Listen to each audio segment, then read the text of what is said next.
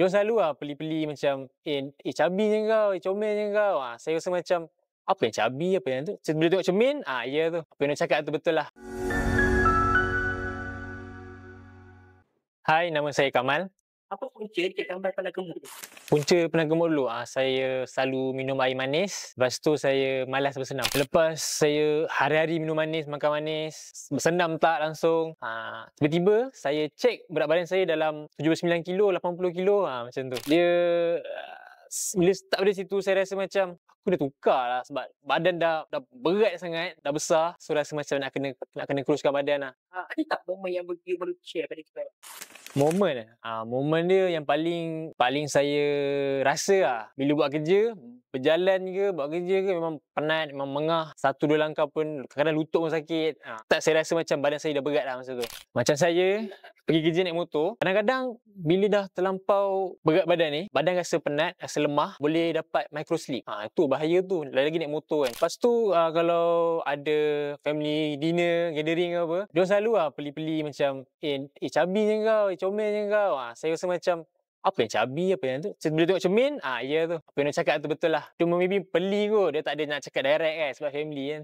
Okey, pernah tak terfikir gitu? Memang selalu fikir lah nak kurus. Saya banyak cuba pil untuk kuruskan badan. Adalah member ajak pergi jogging. Tak apa lah, tak ada masa, tak ada tenaga. Tu tak dapat pergi join diorang tu. Lepas tu adalah juga cuba makanan-makanan diet macam kita tengok kat internet kan. Try lah buat apa makanan ayam rebus lah, nasi separuh lah. Pun tak jalan juga sebab leceh nak buat benda tu. Lepas tu yang paling susah lah, cut minuman manis. Sebab benda lain boleh lagi tau. Kalau minum manis ni, sorry lah. Tu macam dah sebati. Kalau tak ada memang penat, memang tak ada energi. So, sampai ke sudah lah badan memang macam tu. Memang gemuk lah. Sebabkan tak boleh nak cut air manis tu langsung. Lepas tu, makanan diet nak ayam rebus ke apa, memang tak jalan. So, makan Metabonin ni, dia boleh kurangkan selera makan. Dalam masa yang sama boleh bakar lemak. So kesan dia boleh kuruskan lengan badan, peha boleh kurus. Lepas tu yang paling peliknya, dia punya kulit pun boleh cerah. Cik Kamal dah berapa lama amalkan Metabonin?